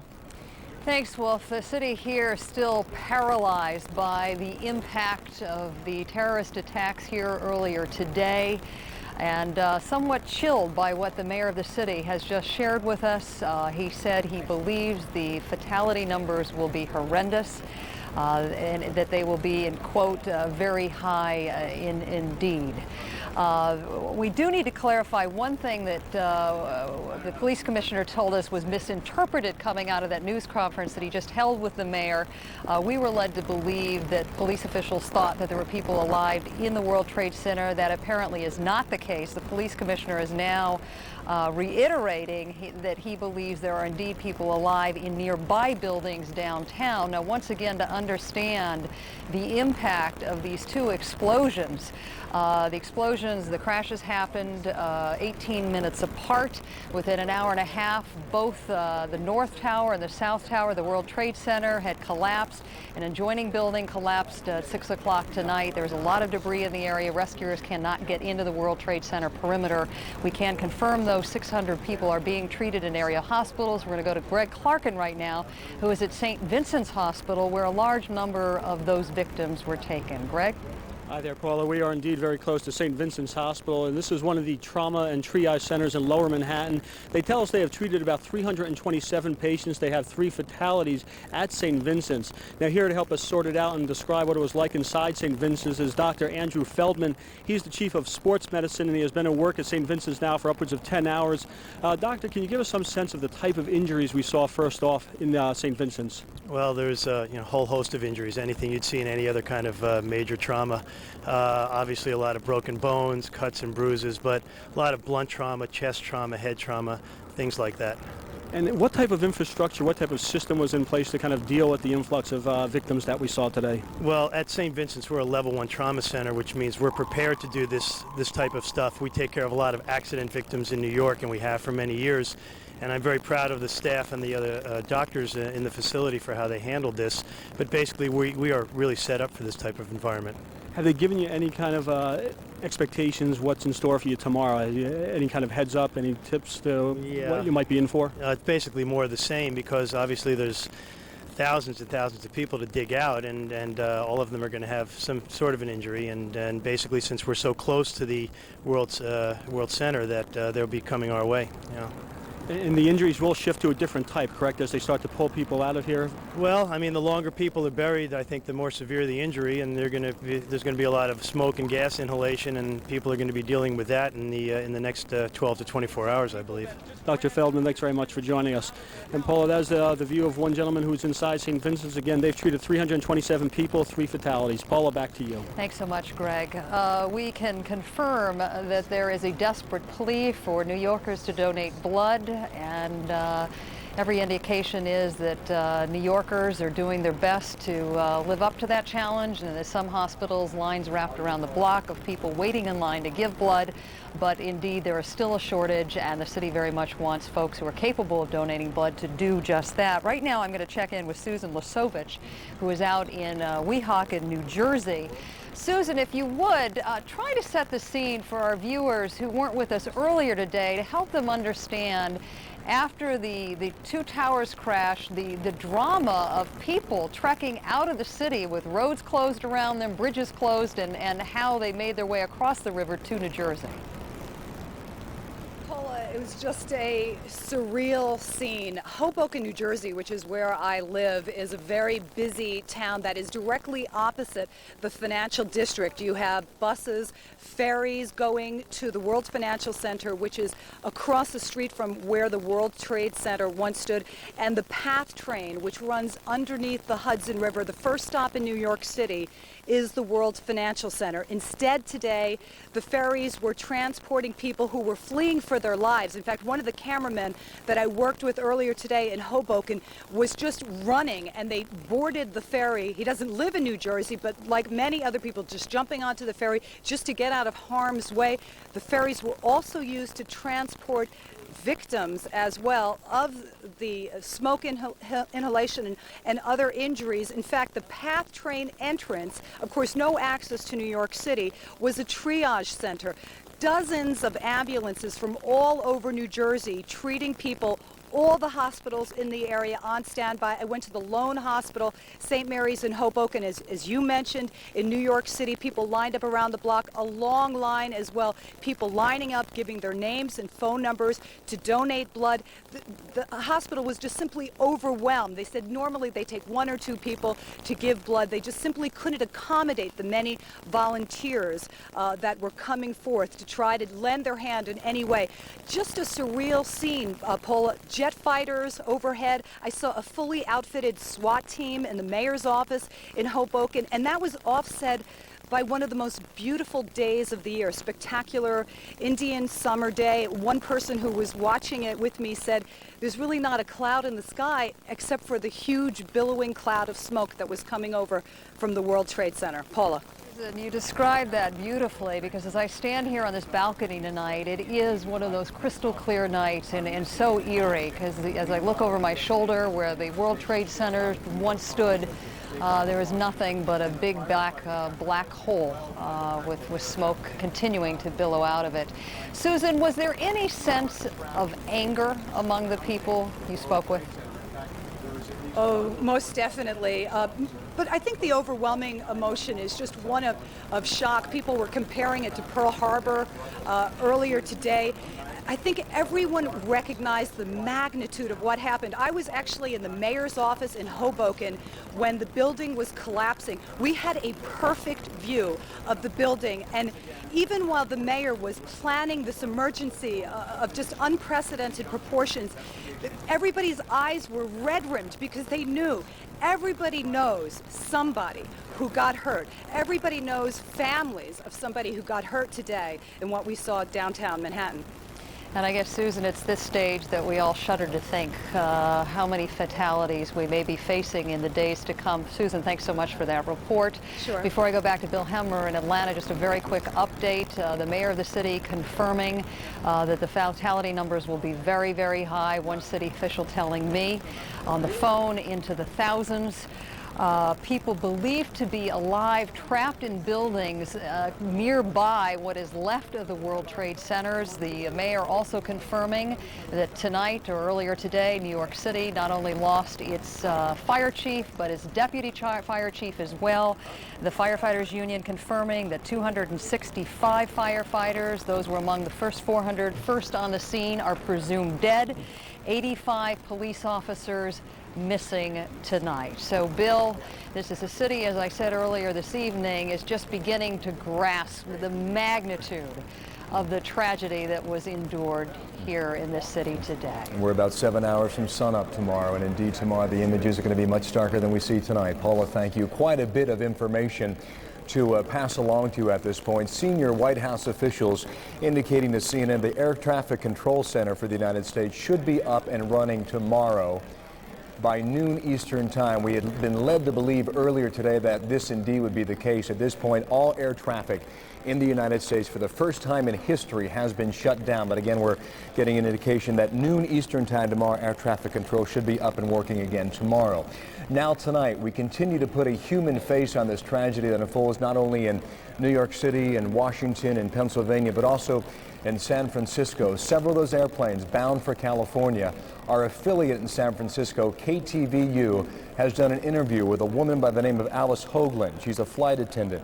Her son, Mark Bingham, was on board United Airlines Flight 93 today, bound for San Francisco.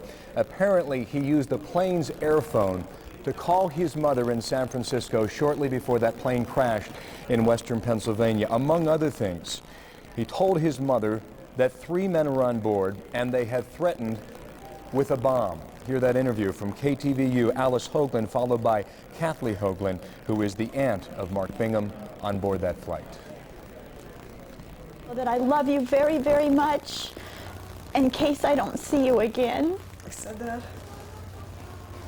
That the plane has been taken over by hijackers. And then I said, well, we love you very much too, Mark. Let me go get your mother. I got on the phone, Mark, and he said, hi, Mom, this is Mark Bingham. Giving me his last name. And he said, I want to let you know that I love you.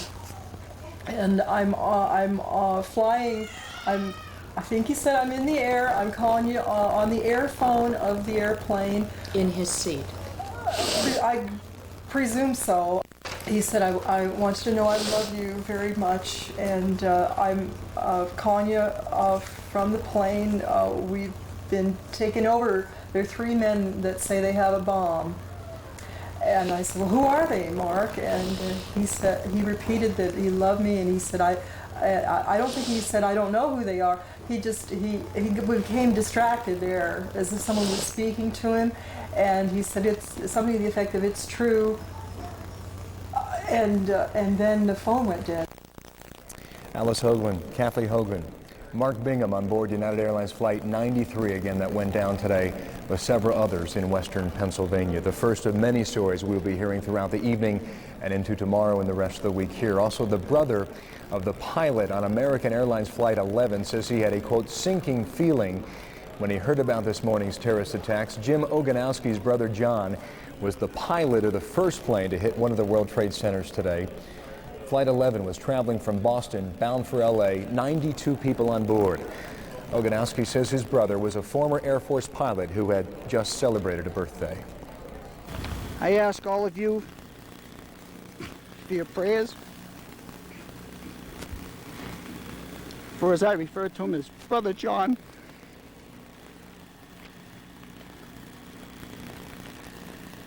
And I ask you to also pray for our whole country today in this tragedy that's impacting our whole country. Ogonowski had a farm in the area of Boston, Massachusetts. Also at this time, we're keeping an eye on Kuala Lumpur, Malaysia. Why do you ask? Because in Kuala Lumpur, the Petronas Towers are located, extending 1,483 feet into the air, the tallest buildings in the world. The reports we're getting from Malaysia and through the Associated Press is that both towers have been evacuated. Apparently, another threat has been issued against those buildings, but again, there is nothing here to confirm that report. What we do know is that thousands have been led out of those towers and into the streets of Kuala Lumpur. Normally, we would not report a bomb threat, but indeed, given the circumstances of today, certainly that story out of Malaysia is relative. Back in this country, we mentioned tomorrow air traffic control should be operating, according to the White House, up and ready at noon Eastern time tomorrow. But tonight, those airports are a very different scene. I'm going to take you to 2 of them now. Bill Delaney is at Logan International in Boston, and in Los Angeles at LAX, we have CNN's Frank Buckley. First, though, to Bill in Boston, Massachusetts. Bill, good evening to you. Good evening to you, Bill. Very eerie, of course, here since early this morning. This usually very busy airport, eerily quiet all day. Particular shock, particular impact here in Boston because, of course, the 2 planes that crashed into the World Trade Center originated here in Boston. 157 people in all killed on those planes. Dozens of their family members at a hotel right nearby me here just outside Logan Airport at the Hilton Hotel here being counseled.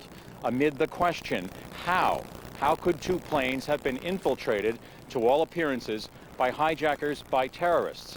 Now, airport officials here tonight, Bill, insisted that Boston's Logan Airport is as safe as any in the world. But this major airport, like other major airports in the United States, has a history of allegations of lax security, particularly in the late 90s, when the Federal Aviation Administration, the FAA, did a particular study of Logan, a year and a half, 2 years, in which FAA officials repeatedly dressed as passengers and repeatedly breached security here. They brought guns, they brought even pipe bombs onto planes. They got onto planes locked away on the tarmac. They repeatedly breached security, some 136 violations in the late 90s here during that study, leading to some $178,000 in fines issued against Logan Airport just those couple of years ago. Now, Logan Airport enhanced its security since then. For example, there are some 300 locks that lead from terminals to tarmac here at Logan Airport 26 of them, it was concluded, were so insecure they were subsequently permanently locked. But this an airport with notorious incidents in its past. 2 summers ago, a teenager dressed as an Hasidic Jew managed to get over a fence here, a fence with razor wire on top of it. He managed to get himself onto a London-bound airplane and made it all the way to London. Now, this airport has also repeatedly found people with possibly dangerous implements on them. The airport was shut down several months ago when a man with a gun that turned out to be harmless, was captured at a checkpoint, but the airport was shut down and people were evacuated. So the airport security here, officials tell us, is very much like security at other airports. And in fact, that FAA study, though they denounced on many levels the security here, said the security here in the late 90s was not all that different than security at many other major airports. Officials here already saying that they will probably end curb check-in here as soon as the airport reopens. They will probably begin more random security checks. 28 million people go through this airport every year. Now the long, hard questioning of how this could have happened at Boston's Logan Airport. Back to you, Bill. Bill, hang with me a second here. Curious to know your insights on a personal level, knowing that you've covered the Boston area for many years. Outside of the airport itself, what have you noticed about civilian traffic downtown, on the streets, in the stores, etc., through the course of today? It's of course not on the level of the extraordinary scenes in New York, but this was a different Boston today. Traffic is something that's fundamental to life in Boston. It's always tangled throughout downtown Boston, but today that changed dramatically. As the day wore on, it got thinner and thinner. Of course, here at the airport itself, that eeriness I described as we began our conversation, Bill, from 10 in the morning or so, people leaving the airport, and by midday it was completely empty, as the city itself also emptied. Buses and trains, the fares were taken off buses and trains so people could leave work and go home. School children sent home early. All public, state, federal, and city offices closed. So a very different Boston today. I'll leave you with maybe one haunting image that stuck in my mind. At this eerily quiet airport, late in the afternoon, right around dusk, one F-15 jet circling the airport.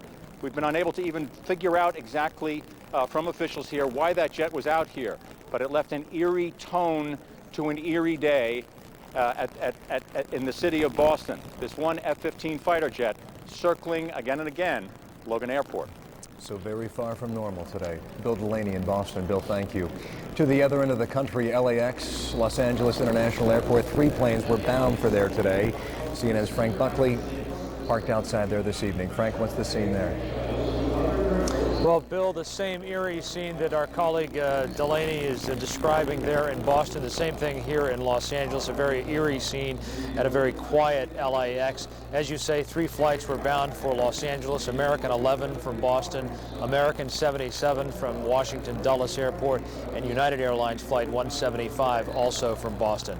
None of those planes came here, obviously, to Los Angeles today, but a few people did come to Los Angeles Airport, perhaps to greet friends and family who are going to be getting off those planes, perhaps just to come to get information after hearing of the tragedies. They came, they were understandably shaken up. We will spare you the intrusion into their private grief. We will not show you that video, but we will show you the view inside of LAX as it was being evacuated. As the airport was being closed today, they also evacuated not just the American and United Airlines terminals, but also the Bradley International Terminal. In fact, all of the terminals were evacuated here at LAX. LAX was closed, no flights in or out, and that affected thousands of passengers. On an average day, there are some 160,000 passengers on 2,100 flights that go in and out of this airport. By this afternoon, however, LAX was completely empty, except for the security personnel and key personnel that were needed to keep the facility operating. those thousands of passengers stranded by all of this were still searching for hotel rooms late into the day. I was talking to a hotel manager nearby who was telling me the story of seeing pathetic scenes of passengers pushing those yellow carts with their luggage up Century Boulevard right near the airport, going from hotel to hotel trying to get accommodations. As far as we know, most or all of them have found some sort of accommodations. We've talked to some hotel managers who've told us that the airlines have provided for those accommodations for some of the people here. We do know that only one flight arrived into LAX this evening after the airport was closed down. The FAA confirming that a lone American flight was allowed to come in at 6:30 p.m. local time to assist in the grief effort here at LAX. Bill? Frank, and quickly here, don't mean to put you on the spot, but I know you've covered the LA area. Bill Delaney was relaying some of the concerns at Boston's Logan International Airport about security concerns there. Have there been concerns at LAX as well? Well, there have been at times, and we've had situations here over the years in which people have somehow breached security, gone through the metal detector, and they've had to actually evacuate an entire terminal of the airport and getting everyone out of the terminal because someone had somehow gone through the metal detection system. They felt that there was a security alert there, and by the time the personnel had caught up with that person was gone. So yes, there have been concerns along those lines over the years, even here at LAX. All right, Frank, and again, as the White House is indicating, they expect air traffic control to be operating again tomorrow at noon Eastern time, which means 9 a.m. West Coast time. So Frank, it is quite possible LAX could get back to some sense of normalcy by your time tomorrow morning. Frank Buckley in LA, Bill Delaney in Boston. Now Wolf Blitzer again in Washington, D.C. Wolf. Thank you very much, Bill. And I want to bring in three experts on national security now who have been monitoring today's dramatic developments. Here in Washington, Senator Chris Dodd, he's chairman of the Senate Rules Committee, but he's also a member of the Senate Foreign Relations Committee. In Los Angeles, the former Secretary of State Warren Christopher, who served during the first term of the Clinton administration. And also here in Washington, Jim Steinberg, the former Deputy National Security Advisor to President Clinton. Now, let me begin with you, Senator Dodd. When we spoke on Sunday, when I interviewed you on Sunday on Late Edition, you made the point that the President's National Missile Defense Shield was not really targeted at the real threat facing the United States. What you said you worried much more about was a terrorist attack against a U.S. target, specifically in New York. Was someone asleep at the switch? Well, look, tonight we're going to worry about these families. The human dimension, the loss is staggering. The president, everyone's going to rally behind. Obviously, we want to go after the people responsible, do it in a responsible way. Even those who may be harboring these people, as the president said tonight, he'll have total support, in my view, from Congress. Obviously, there are questions that have to be raised here about this. You've had this today, somewhere between 15 and 20 terrorists commandeer 4 aircraft and 3 airports and attack 2 major targets in the United States. How does that happen? And today is not the day to raise that question specifically, but certainly that will be a question raised by people across the country and as we talk with people at our intelligence agencies. The issue of a national missile defense is an important debate. I happen to be one who believes there's a rationale for investing research dollars in that area. But it's a lower priority in my view, and I think this view is shared by many of my colleagues in Congress, many Democrats and some Republicans who believe that there's a higher degree of danger that we face from the very kind of thing we saw today, that we've seen on recent terrorist attacks. So while we support the idea of some research in missile defense, this nation faces a far greater threat from the kind of tragedy that we witnessed in New York and Washington. Secretary Christopher, once the U.S. government learns specifically who is responsible for these attacks today against targets here in the United States, what should President Bush do? Well, you obviously have to take very strong action. Wolf, I think we have to focus not only on the direct perpetrators, but those who support them, as well as perhaps those who give a place to them. The United States cannot sit back and just try to find out who the people on the firing line here in the United States were. We have to find out where the support came from, who might be harboring them in the future. I worry a little bit that the bin Laden solution is too glib, too easy for us. We have to get deeper. We have to drill down and find out what has really happened here, what violated our security, why we had so little intelligence about this. We have a whole big issues ahead of us. All of the old issues, I think, are going to fade until we resolve this particular problem. Jim Steinberg, you were President Clinton's Deputy National Security Advisor at the time of the Twin Embassy bombings in East Africa, for which the U.S. retaliated against targets associated with Osama bin Laden in Afghanistan, as well as that factory in Sudan. It doesn't seem to have done much good if, in fact, Osama bin Laden's operation was, in fact, responsible for today's attacks. Well, we still don't know who's responsible, but I think that what we've learned is that you can't deal with this in terms of just a single military strike or a single shot. This is a long-term effort. We didn't stop the embassy bombing in the Africas, but we were able to thwart a number of other efforts by groups like Osama bin Laden, as we saw around the time of the millennium. This is going to be a day in and day out kind of effort. We have to develop the intelligence sources. We have to work with other countries to make sure that there is no support for these kinds of efforts. But we're going to be in this for a long haul, because this is the major threat facing our country. And Senator Dodd, what do you recommend that President Bush do? The same question I asked Secretary Christopher. If the U.S. knows definitively who is responsible and who may have been protecting that terror operation, what should the United States do in terms of military retaliation? Well, I think the former secretary has it right, and I think you've heard others talk about it here today, and that is, first of all, assure the American public, which he did tonight. I commend the president for his speech.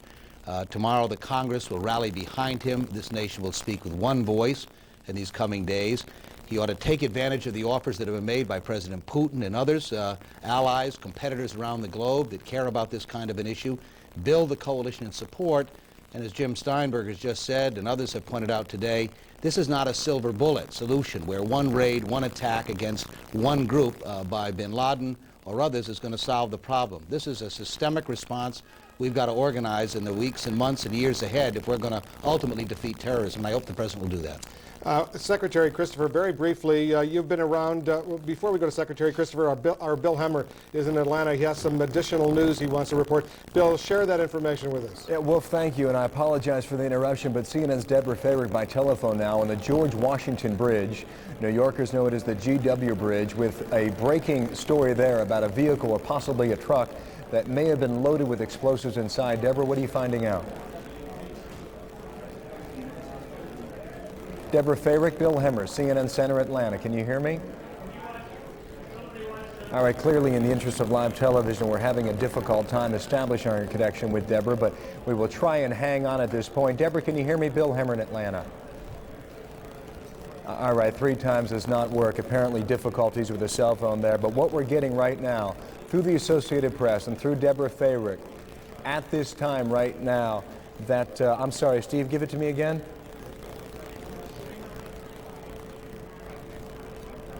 Okay, we're getting a report through the Associated Press that there are cell phone calls being made from those possibly trapped inside the World Trade Center.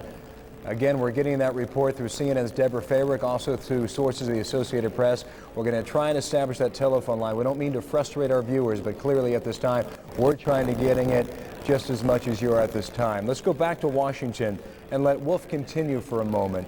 Then we'll come back and straighten things out here. We'll get our facts straight, get our telephone line established. But for now, back to D.C. and Wolf.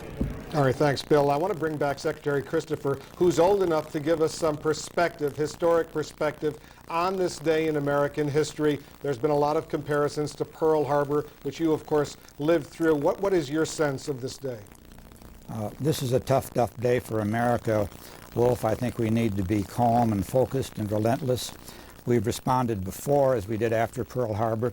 I remember how that brought the nation together. We've been through a number of difficult days in the United States. One event that I remember, and that was the assassination of Martin Luther King and riots in 26 cities around the country.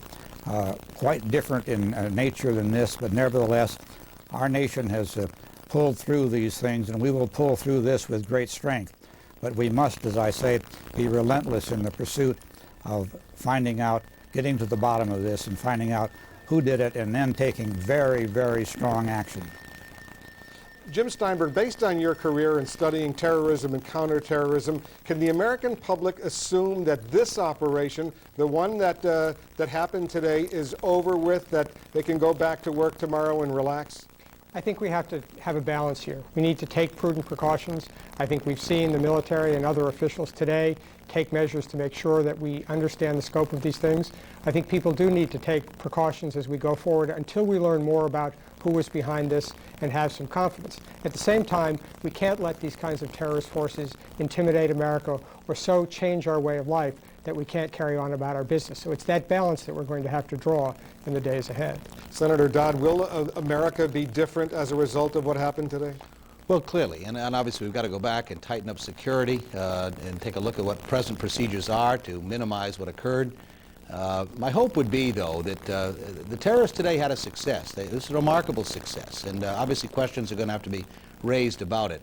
But I don't want to give them the additional success of watching us all of a sudden start to tailor or trim our Bill of Rights or the rights that Americans enjoy. If we do that, then they really win here. And so it's going to be important that we take those steps we need to, but not to give them the added victory of watching America's civil liberties be so restrained that the nature of our society changes as a result of their actions. Secretary Christopher, you've been involved in these kinds of situations. How does a president, how does a vice president, a secretary of state, a secretary of defense balance the need to show the terrorists that the U.S. will not capitulate to what they're doing, while at the same time taking the precautions necessary to protect the citizenship?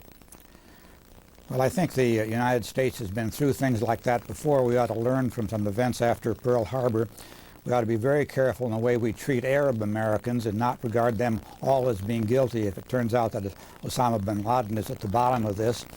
I think we all regret what we did to the Japanese Americans during World War II, so we have to learn from the past. On the other hand, the primary focus at the present time has to be to get to the bottom of this, to drill down, to find out what caused this, and then to improve our security and intelligence. I think this is a defining day for the United States. We won't be the same for some time again. September 11th, 2001 is a very black day for the United States, and we'll be some time recovering from it. Jim Steinberg, there seems to be a nuance, perhaps a very significant nuance of difference in the policy enunciated by President Bush today as compared to what President Clinton did after other terrorist attacks against U.S. targets. When President Bush said this, "We will make no distinction," let me repeat that, "we will make no distinction between the terrorists who committed these acts and those who harbor them." The Clinton administration, the administration for which you served, did make a distinction. Am I right?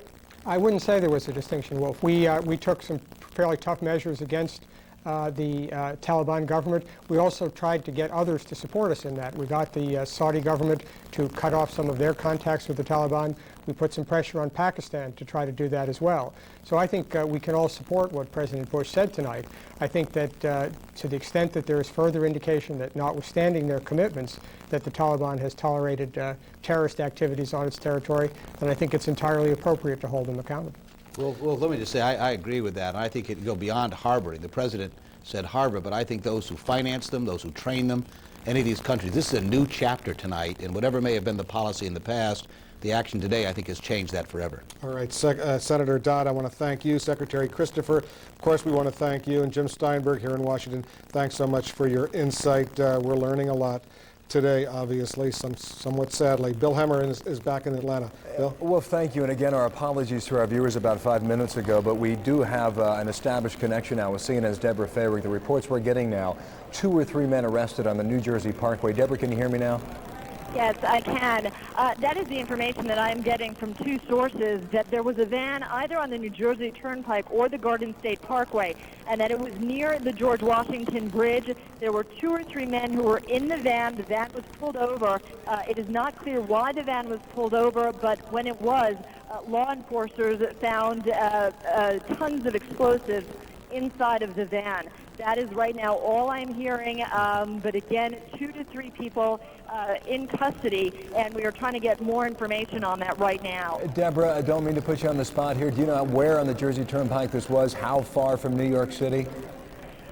We do not know that. We are looking into that. There is one report that it was on the New Jersey Turnpike. There is another report that it was very close to the bridge, if not on the bridge. So again, these details all emerging, and we're trying to piece them together. But that's what we've got so far. 2 to 3 people in custody right now. found with a van filled with explosives. All right, well understood. Deborah, where are you tonight? Right now, we are at the Police Academy. There's going to be a press briefing here. We just arrived down here. Just looking around here, they have called in a lot of recruits. Everybody's standing by. They are wearing police vests. They're being mobilized to do duty throughout the city. When I was on my way to the office, Bill, I can tell you that there was a police detail outside of the Empire State Building. There was also heavy security around the United Nations, and the streets of this city just very quiet right now. I saw a couple of people on cell phones. One woman was just crying. It's become very clear that many people in this city either knew somebody who was in that World Trade Center or knew somebody who was there. So that's the magnitude of this tragedy. And Deborah, quickly here, you're waiting for a briefing, I gather, based on your previous statement? Yes, we are. We are hoping to get some more details right now. I can tell you that every couple of minutes we hear sirens, and it's either police cars or fire trucks. They're the only cars really that are on the street. All right, Deborah, I apologize for the interruption. New York's Mayor Rudy Giuliani now speaking again. We're hopeful that we'll be able to rescue some more people. I have no idea how many others, but at least there's some hope that we'll be able to get some people out. We have been able to get 2 people out who have been identified as Port Authority police officers. I don't have their identities and I don't have their condition. That's the good news, and all night we'll keep trying to extricate people through tomorrow. And there are over 1,000, well over 1,000 rescue workers and emergency workers down there now. Could be 2,000. And the New York Police Department and the Fire Department, emergency services, the assistance that we've gotten from the National Guard, and if you go down there, you'll see fire departments from East Meadow and Belmore and northern New Jersey, and we really appreciate their efforts. It will be of great assistance all during the night. If you have questions that we can answer or try to answer, the number is 1-212-560-2730. That's 1-212-560-2730. I know that there's great concern over what the numbers of people lost are. We don't know the answer to that. The dimension will be very large. In terms of the people we're looking for, it's a couple of hundred firefighters and police officers, which is a staggering number. As far as the number of people in the building, that'll be in the thousands. But there's no way of knowing at this point, and we're going to keep praying and hoping that we save as many people as possible.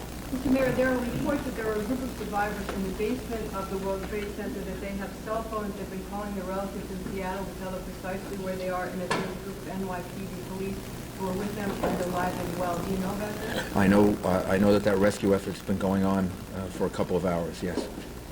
Mayor, do you know anything about the report about the possible explosives that were found in New Jersey? Yeah, I think the police commissioner was able to get information about that. I just got a confirmation from the chief of detectives. He's reached out to the FBI. They have confirmed that someone has been stopped in New Jersey, 3 men in a van. However, there was no explosives in the van. All right, they're being held for questioning. Where in New Jersey? I can't say yet. Okay. Why were they stopped, and why do you think they're connected with this? We can't tell at this point. It's between the FBI and the Port Authority. We just got the confirmation by phone after I left the last briefing. Were they on the George Washington Bridge as they were heading to New Jersey? No, they weren't. There were rumors that there were explosives. Well, where did those rumors come from, or why did that begin to circulate? I can't tell Are you. they in the Meadowlands, Police Commissioner? Excuse me? Are they in the Meadowlands? It's my understanding, but we haven't confirmed that. Do we know why they were stopped? Not yet.